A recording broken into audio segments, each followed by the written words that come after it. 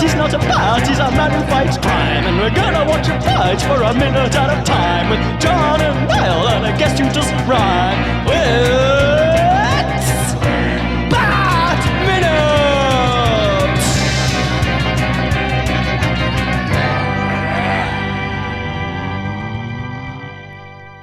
Attention, citizens of fair Gotham, and welcome once again to Bat Minute and Robin, the show that kicks the ice of Joel Schumacher's incredible, wonderful masterpiece of a movie, Batman and Robin, 1 minute at a time. I am one of your hosts, John Parker. And I am here ready to destroy everything. It's me, Niall McGowan. Oh, I can't wait to talk about that line. But we're joined by two wonderful, amazing, returning guests. First, well, no, I'm just going to do you both together. Screw it. We've got Blake and Travis. Hello there. Why, hello. Hey. I thought make it more casual. Both returning guests, but the first time together. Yeah. Yes. Yeah. So there you go. I love it. I love bringing people together. That's what this show's all about. It really is. And we are here to talk about Minute 7. So we've done a whole week after this. Well, not really, because we do 3 a week, but you know what I mean. And Minute 7 starts with some super cool ice skating, and it ends with some flip-flopping action. It's every second of this week could just be described as flip-flopping action. Yeah. It doesn't end.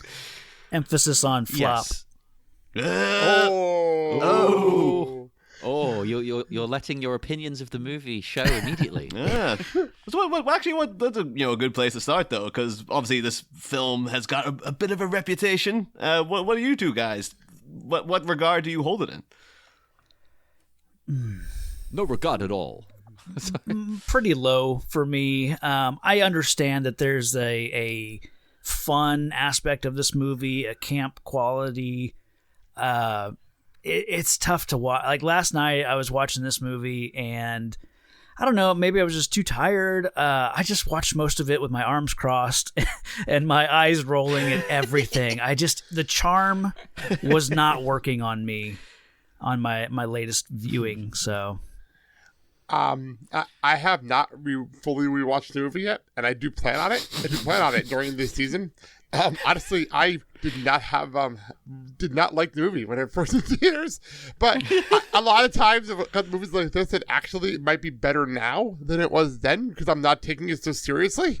So that might have something to do with it. So I'm hoping rewatching it now, maybe it's a little more fun. It's a lot like Phantom Menace, where it's terrible, but it's better now because I'm not taking it that seriously. So yeah. So, and there isn't all that expectation as well now. So hopefully. Yeah. I was hoping though we can keep going every week with every guest, and they'll be like, "Yeah, I didn't finish rewatching the movie." Yeah, actually, that's a good point because last week we had Gaz on. Did he rewatch it? I think he begrudgingly choked it down and was complaining about having to watch it. And then it'd be great though because the people towards the end are gonna be like, "I had to sit through like 90 minutes of this damn thing to get to these minutes." So at least you guys are blessed to get in like, "Oh yeah, for first 10 odd minutes, you're fine. You can opt out after that." Well, we do want a range of opinions as well because obviously a lot of people don't like this film. I'm one of the rare ones who does enjoy the silliness, but we are going to get a range of opinions as well. We're going to get other guests on who do like it. Don't worry. Well, that's the thing. I will say at the opening of this minute, the opening of this week, I think it has potentially one of the best technical shots of any of the Batman movies we watched because there's a sweep over the action here. That is just every time I see it, I'm like, oh god, that's impressive. That's a really snazzy bit of setup you got going on there. It is good. It's like a 10-second overhead shot. Yeah, I noted that too. I really like it. It kind of reminds me of the tracking shot in Fellowship of the Ring that goes over the forest as the Uruk-hai fight. Towards the end of the movie. And this is pre-drone, people. Yeah, that'll be Peter Jackson saying like, yeah, that was all inspired by Batman and Robin. Right. No one would ever say that. Well, you know what? It's whether you like the film or not. largely it's well made. Like, Well, we're talking about good camera angles. I just actually put on a good shot where like the goons are flying between Mr. Freeze's arms, and it's a really cool visual. Really cool shot. yeah. But say like it'll hit heights like that, but then there's other things where, from like notes I've made from like technical aspects they did this week, that they put a lot of effort into that I don't think pay off. Apparently, they originally wanted to just have ice on the floor, and they got in guys to do like ice skaters to be the henchmen, and then they discovered like apparently they made like a 50 by 50 foot like ice rink. Is it that hard? You just freeze some water and then, like, get a Zamboni on it, don't you? And then melting. And Joel Schumacher been like, this is supposed to be a movie, not the friggin' Splish Splash show. But just wanted to get a Simpsons reference in there while I could. But no, like, they noticed then that, like, yeah, ice doesn't look good. Like, it just kind of looks boring. Yeah. So they wanted that to have, like, this luminous quality and to look a bit weird and stuff, which then translated over to a lot of it just looking like plastic, quite frankly. But then, so what they did was they discovered a cracked mylar, which is a film that has a reflective stencil on it, and has an iridescent reflective quality. And this was used in combination with clear polyurethane poured on top of that, which would create a half-inch surface that could stand up to the liquid nitrogen that'd also be using elsewhere. So then the mylar went on first, as it kind of wallpapered the floor with that. Then they poured on the urethane and hardened to look like ice, and then because you couldn't get people skating on top of that, so they had to swap out the skates for rollerblades. Which you can see in a couple of the shots as well. But the thing is, about like 9 seconds into this minute, you do get one shot of them coming down. It's like, oh, that does kind of look like ice on the floor, and a lot of the rest of it just looks like this sparkly crap that they put on. That kind of looks like, you know, nowadays you go to buy like a party bag to put someone's birthday present in. You get like kind of glittery looking things. Oh, yeah. It just looks like that. Or it looks like a disco from the early 2000s. Yeah. Like, this whole room looks like a disco. Like, if you told me this was like 2003 era, the Iceberg Lounge, and Oswald Cobblepot was back, and he was trying to get in hip with the kids, I'd be like, works better than Mr. Freeze is coming and frozen in an art museum. I'll cut them some slack with the skates, right? Because it wasn't too long before this that everyone was still rollerblading. Right. And there was a brief period where in England, people decided they liked hockey for 5 minutes, because it's not a thing here. And they played street hockey. So it was, you know, on rollerblades. Yeah. So it probably was still quite cool around this time. It was a little bit before. I just thought about this. What year did the movie come out? 97. Okay. Because 97, 98, I remember ESPN2. That you might have said rollerblading and hockey. I don't know if anyone remembers. Probably you guys don't. Maybe Travis does. But on ESPN2, they used to have like pro beach hockey, which was pretty much hockey on a rink outside of a beach in Florida. It was one of the weirdest things. What? How did you do that? It was on rollerblades, and they were playing. It was really interesting to watch. You know, at 1 a.m. when you have insomnia. And this is a daily thing on ESPN2 after the NHL's done. Then they go over to pro beach hockey in Florida. It was the weirdest thing I've ever watched, but that's what you just reminded me of.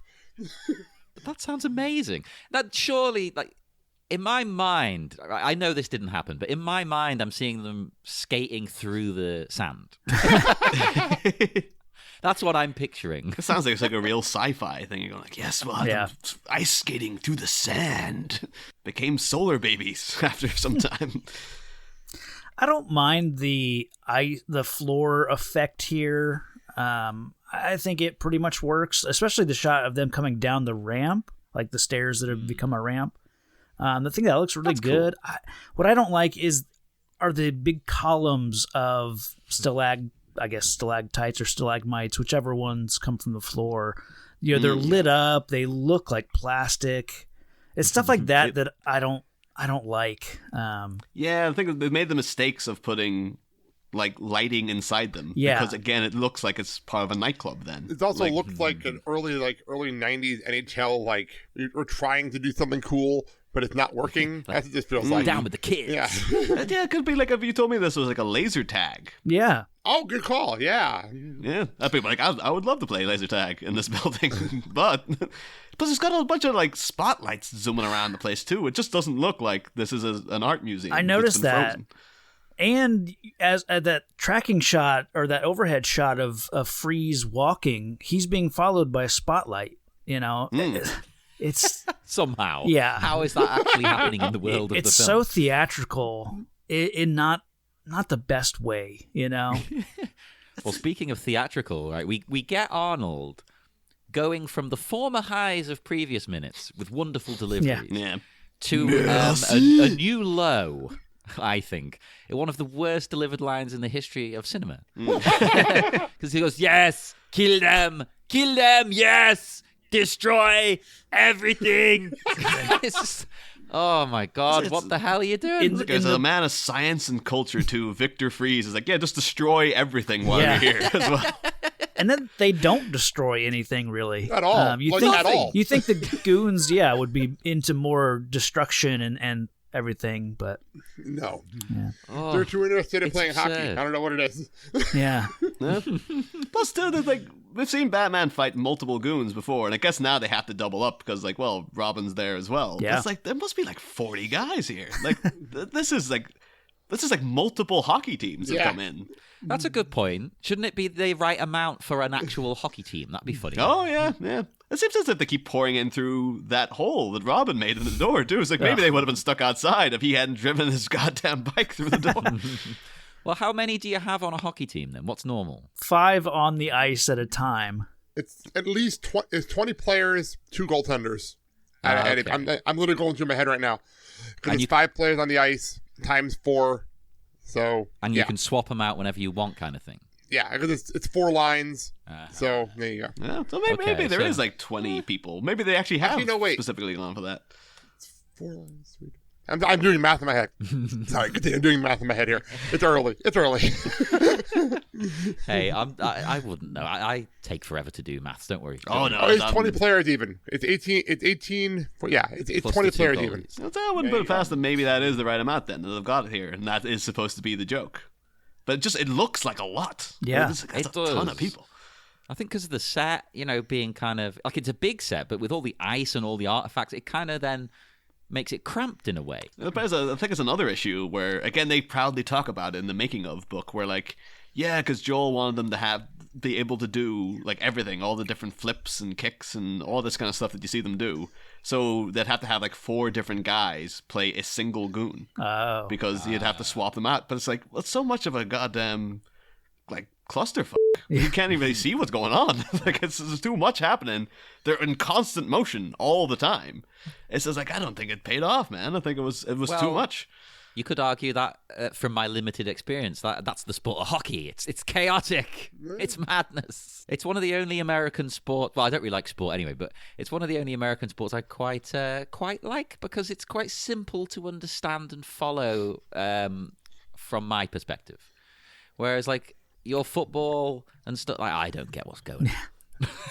But hockey, it's kind of like straightforward. Yeah. It's kind of like soccer. It is a lot like soccer, I think. Football. Can I say I appreciate the fact you just said hockey is simple when I'm so used to people saying it's not? I appreciate that. Really? Because like basketball, I don't understand what's going on. It'll be like fouls that I'm just like, oh, how is that a foul? Like I don't understand. But hockey, you're like, okay, they've just got to knock the puck into the net, and there's only a few ways of fouling, and usually they just sort of send you into the what do they call that? pit Penalty where box. Yeah. They just send you over there for a bit. Like you go sit down. It's like okay, straightforward. Go to And timeout fighting is for allowed. that. And there's fighting allowed. So there you go. Yeah. Which makes it like wrestling. I did used to date like an English girl who was obsessed with ice hockey. And again, it was all through this like, oh yeah, when Channel 5 started, they used to show it at like 1 a.m. all the time. Oh yeah, that was like Channel 5 over here when it launched in the 90s. So they showed that and softcore porn. That was Yeah. basically That was it. Like after like 10 p.m., it just descended into porn and hockey. Nice. Good I think combination. that's where like most of the channel's views came from, because all the kids were like, "Have you seen this? Has got." That's interesting though, yeah, because you don't hear it being a big thing over here very much, Yeah. do you? Maybe they need to make a big drive to push it, because I think there's a team near it. Don't Manchester have a team? Oh, I don't know. I'm not good with any sports, so. No, well, same here. That's I think I remember a couple of years back they really, really tried to make like the Super Bowl a thing over here until they just had to put up their hands and go, no one outside of America cares. Yeah. Like nobody cares. You still get a few English people going to watch it. Like the pub will show it, and so it's just an excuse to drink. Really. Yeah. I know. I have a friend in Wales that told me he went to a Vikings game in the UK, and he said it was really strange because nobody cared. Like nobody cared. They're just there for a day out, Yeah. basically. Yeah, It's actually fun. If I'm trying to watch American football once, it seems like it's a thing that constantly stops and starts. Yeah. Like they'll move Yeah. for like 5 seconds, and it's like no, back to start. And it's like it was infuriating. No, it's It's funny. like- On NFL Network, they do a thing on Mondays where they'll replay the games, but they'll take out the commercials and all of, like the stoppages, and you can get through a game in an hour. It's hysterical. See, that is much better. Yeah. That's fine. Yeah. If a sport was dead on 1 hour, cool. I'm interested. You talk about the technical triumph of this overhead shot, which is very, very cool. But then there are still problems even within that, because as it going past Batman and Robin, whatever they're doing, like I'd say none of the main actors are involved in that shot either. That's very clearly stuntmen for everybody. But the two of them are kind of awkwardly standing, moving from side to side very dramatically over and over again, as if they themselves are toys, and you push a button on their back and they just twist around or something, and it looks so weird.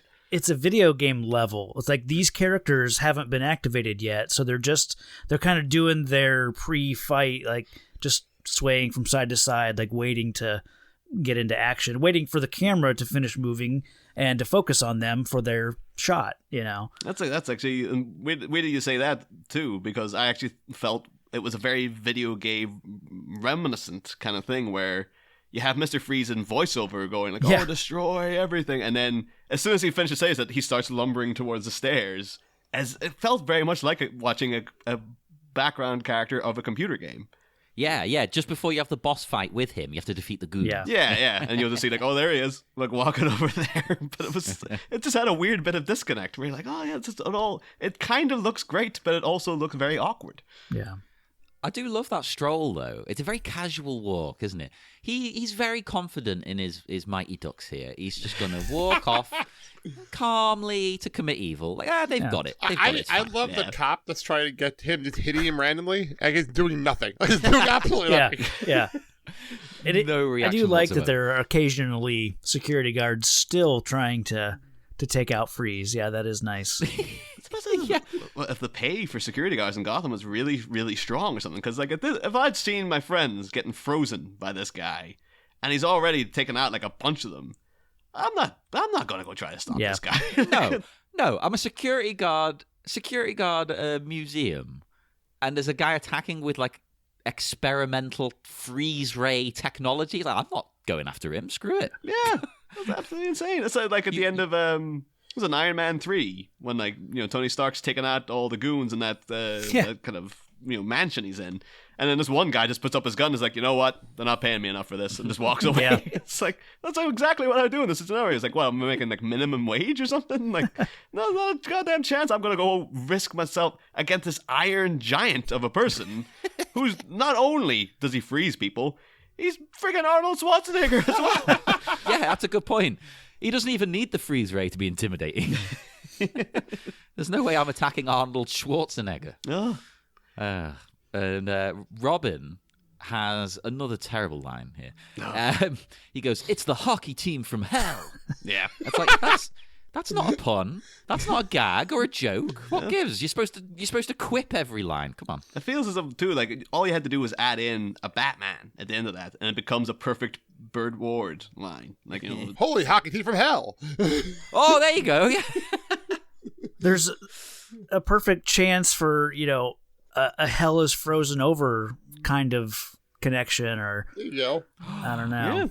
Yeah. Or like I think the censors in America, you'll get them say instead of hell they'll say HE double hockey sticks. So There you can go. work that in there, can't you? Surely.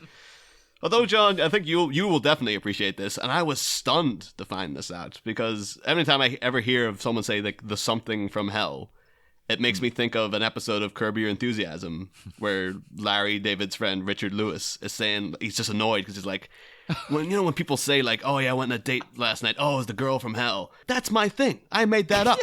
And Larry's He like, invented the phrase. yeah, Larry David's like, oh, you can't claim you made that up. Like, it's a general term. He's like, no, I swear to God, I made that up. And I looked it up to see if, like, there's no chance. It's such a general term. Yeah. There will be no way you can trace the origin. Apparently, in the Yale Book of Quotations now, that quote is attributed to Richard Lewis. Yeah, officially. Apparently, he says he's in heaven now that he's been acknowledged. But I don't know if they sourced that, like, from him. But he said, yeah, I made that up. You can't prove that. People have been saying that for much longer, surely. Yeah, according to the Yale Book of Quotations, it dates back to his early 1970s stand-up. Which is like, that's like me turning around saying, like, when people say someone's sweet as pie, I made that up. Right. It's like, you can't claim that. It's like, can you prove that I didn't? It's like, well, I'm assuming people have been saying it for like 100-odd years. Like, no, they haven't. They only started saying it when I started saying it. So that's crazy that he's claiming credit for that. And, Yale, you're wrong, and you've discredited the American education system right there. Well, we'll say, though, in a hashtag everything's connected, last thing I saw Richard Lewis in was the movie Vamps by Amy Heckerling, who made Johnny Dangerously, and it's co-starred as his girlfriend, Alicia Silverstone. Oh, that makes it sound much worse. In the movie, it's about Alicia Silverstone and Kristen Ritter are vampires, and they're like, and Alicia Silverstone's supposed to be like hundreds of years that old. makes it better. And yeah, then she meets up with Richard Lewis, and she's like, oh, I used to go out with him, like, way back in the 60s or whatever. And so they do have a couple of very nice, tender scenes where, like, they're acknowledging the fact that, like, the age gap is ridiculous now. And I think he's actually married. He's like, oh yeah, you were the love of my life back in the 60s, but not now. And it's all mostly about Alicia Silverstone having to acknowledge the fact that, like, yeah, she's just hundreds of years old. She's not a young woman anymore and stuff like that. But I feel that way. It was an iffy movie, but it actually had some good points as well. So I would kind of give it 3 out of 5, I'd say. Vamps, if anyone wants to look it up. Not as good as this film. I'm assuming Richard Lewis gets a cut of the script from Batman and Robin now, having contributed this hockey team from Hell line. Oh yeah, you've got to pay him every time. We've got to pay him for saying it. Yeah, he could have come on here, begrudgingly watch a minute of Batman and Robin, talk about it, and then we give him a paycheck. Yeah, Richard Lewis, if you want to guest on and talk more about your invention of this, let us know. But with these other security guards you mentioned, there's even more. There's not just one or two. There's a few, isn't there? And one of them, Freeze, batters the guy, and he falls down the stairs. And is it just me, or does his hat not only hit the camera, but wobble the camera? I noticed that too. I totally noticed that. It does, right? Now, do they think that's funny? Because it's not At the funny. end of the It's day, just you gotta weird. remember this is a big cartoon. So Yeah. I guess maybe he was like, okay, I'm going to do the stunt once. You're not getting another one out of me. I think there's a major thing they did at the end of this week. They could only do the one time, so maybe they just adopted that to everything that happened in it. It's To the whole film. We only got a week to shoot this. So. you know what? One take. You know what? That saves the entire movie. They did the whole thing in one take. That saved the whole movie. That'd be amazing. It's one continuous shot as well, people. You might not have noticed that. That's the thing, though. That everyone involved in it sort of blames the fact that they gave themselves such a tight deadline to get it out by the summer of '97 instead of waiting another year. And like, I wouldn't surprise me if like, oh yeah, everything was one take. Like that script was the first draft. Like we didn't look over anything to make sure it was okay. I read this morning that they finished the movie early. Like it took them five months of shooting. So. Which is insane. Yeah, I think they were done, and it said in January, I think. Yeah. So they had plenty of time to, for reshoots and but this would be a hard set to set back up and This one, yeah, but there's plenty of other stuff you could You know, like the Batcave. You'd be like, okay, Yeah. let's just do a couple more shots just in case. Again, dude, just give the script another go over. Just be like, okay, do you want to look at this again? But like, no. Yeah. it's a testament to that phrase, like, do you want it done well or do you want it now? And I think Warner Brothers were like, we want it now. That sounds like that for this movie. That sounds like a perfect example. Yeah. We get one really cool bit though. We get Robin mid fight. He runs up the wall and does the backflip, whatever that move's called. On ice. Yeah, allegedly. He lands it well. He doesn't go slipping, and it looks cool. I tried to look up what this move is called in parkour. You know, because I'm like, parkour people always do this when they're doing their free running and things. And there were millions of websites going like, oh, you know, the backflip off the wall trick, and never once gave it an actual name. I thought it would have a name. I couldn't find it. See, John, isn't that called something John Morrison used to do in matches? Yeah. Oh my God. I should have watched a John Morrison match. That would have explained the whole damn thing. I think you should have gone onto your cutting-edge, sports-loving cousin, John Parkour. I think he knows all this stuff. I thought this was called a Robin flip. It is now. Yeah. There you go. We'll call it that from now on. That's like Chris O'Donnell's out there going like, I can't believe people are doing that flip. That's my I flip. started I that." invented that. Tie it all back Actually, together. little known fact. Actually, Richard Lewis invented. Yeah. He was much, much younger then. Yeah. But in talking about the origin of things, one thing we didn't go into last week that we usually do when a character shows up for the first time is do a little overview of the first time they appeared in comics and stuff. But we didn't do one for Mr. Freeze. Oh, wow. I do have some details about the first appearance of Mr. Zero, as he was originally known. Mr. Freeze debuts in Batman 121, which is February of 1959, as the character called Mr. Zero in the Ice Crimes of Mr. Zero. I think he was named Mr. Zero because there actually was a Mr. Freeze in another comic book. It was in Black Hawk 117 from October of 1957. They had a character called Mr. Freeze who was a robot with an instant freeze icing machine. And he was controlled by a villain called Dr. Thurman. Like Uma Thurman. Oh my God. Hashtag everything's connected. That's amazing. But the thing is, because he was co-invented by Dave Wood, the biggest people he's involved with are the Challengers of the Unknown, which is they're your second most famous creation. You're in trouble, I think. The other creator was a fellow called Sheldon Moldoff, who also created Poison Ivy, who we're going to be talking about, obviously. The Matt Hagen version of Clayface, Batgirl, Batwoman, Batmite, and Ace the Bat-Hound. I was going to say, what a great track record until you got to the Hound. But think then it was in 1966 when the Batman TV show, they called him Mr. Freeze. They were the first to be like, no, he's called Mr. Freeze now. I don't know if it's because maybe Blackhawk popularity had waned at that point. Apparently Blackhawk's very up and down in popularity because it was essentially dead in the 70s. And then Steven Spielberg was all about making a Blackhawk movie starring Dan Aykroyd. And then he decided to make some movie about like an archaeologist or something instead. Apparently in the early 80s, Blackhawk was back and everyone was into Blackhawk again because Steven Spielberg was going to make a movie about them. And then he decided not to, so the brand just died again. What a bad move, Steven. You could have been a big name. Yeah. That guy. Always trying to break through the top, but just never quite making it. It's a shame. It's a shame. He had talent. Yeah. Although it's talking about Clayface, because I'm still not sold on, like, Arnie playing Mr. Freeze. Yeah. What? It's such a bizarre kind of thing. Like, it's like he's in a movie with Bane. It's like, why isn't he playing Bane? Like, what? Bane's a much more boring character. Well, it depends on how you write him, I think, really. But the thing is, though, like, upon reading about the second Clayface, it's like, I would have loved to see, and I still would, to see Arnold Schwarzenegger play Clayface.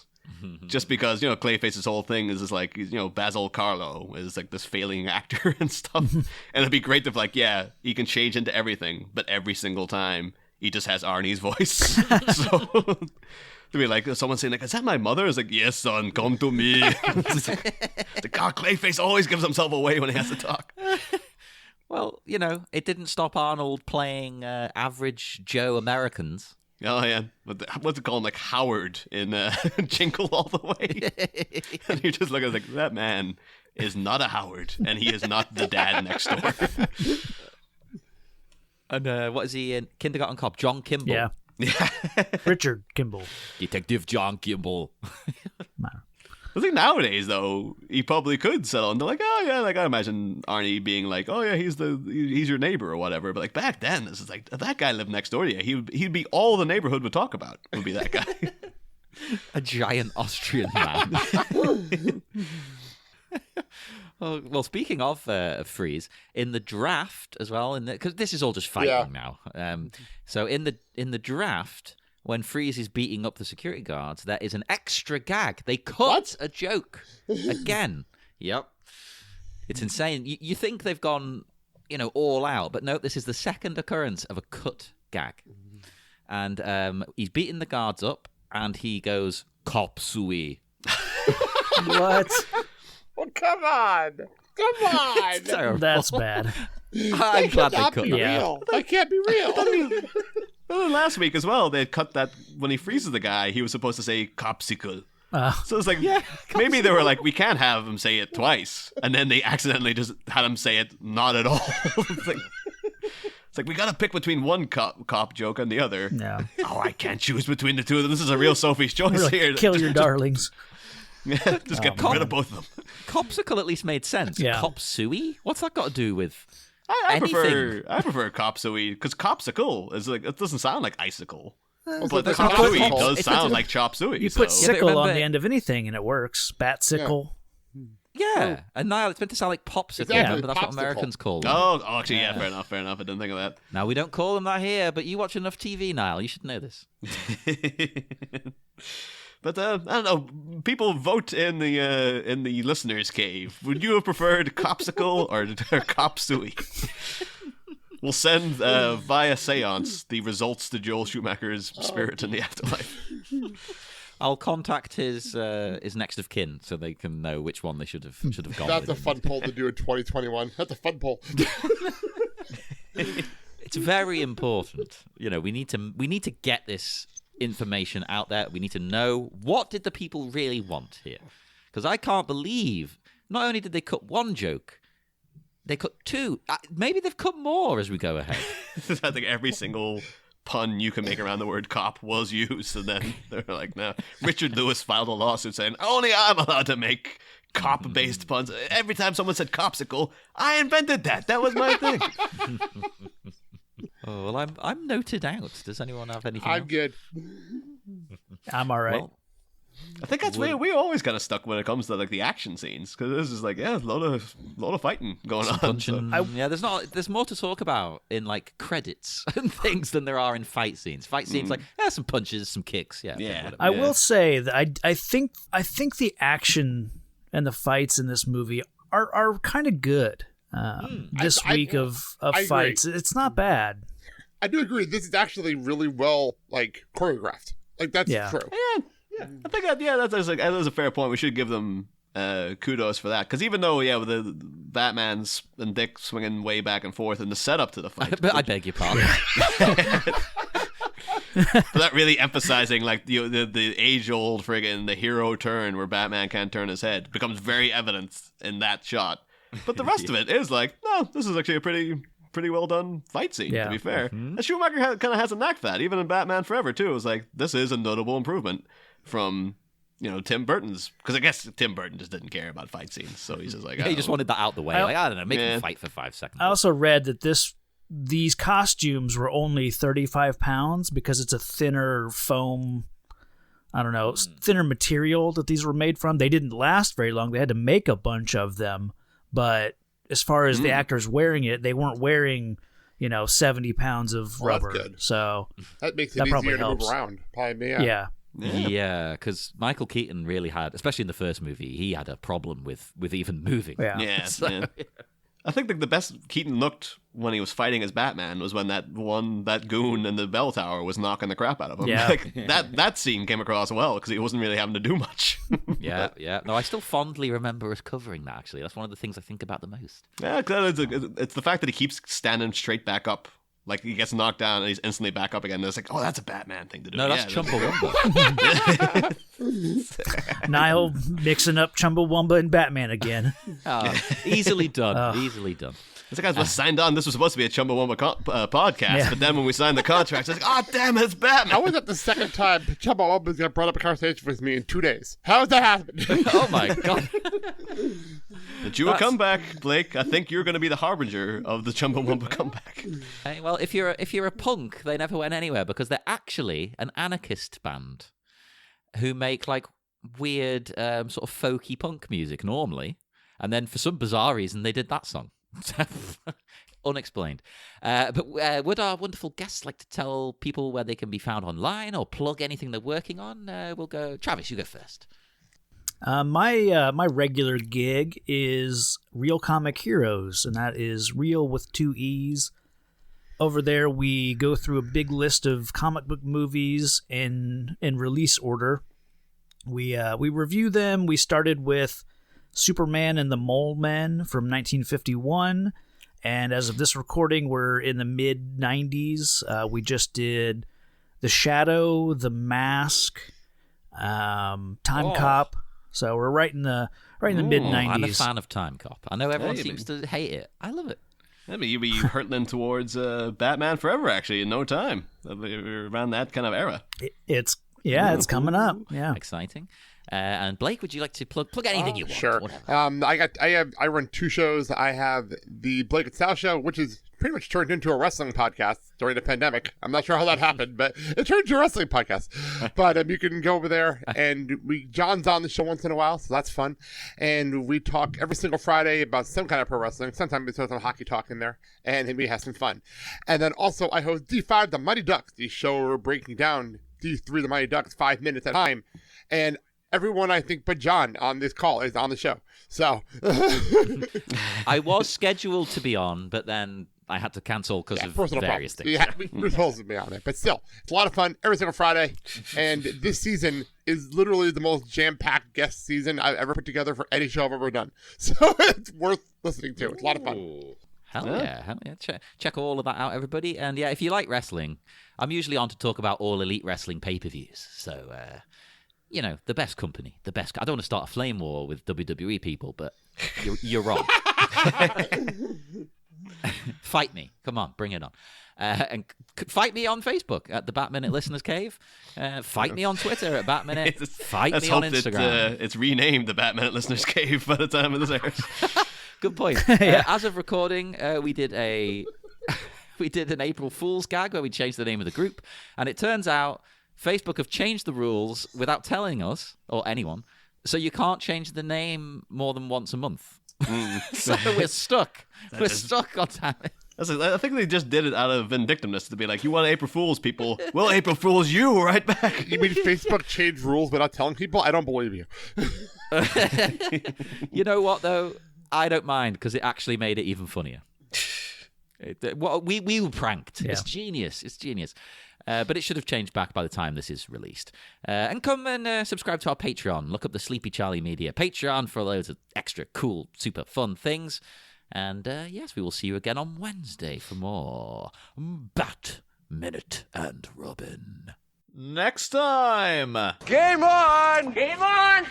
The Bat's got a pair of brand new ice skates. You've got a brand new key. But as the duo's dynamics prove worthy of the hashtag squad goals, will their dicey footwork be enough against these evil, erratic ice holes? There's ballistic bottle rockets at this Bat Barn Burner on Wednesday, Bat fans. Same Bat Pod, different Bat Minute. Game on! Game on!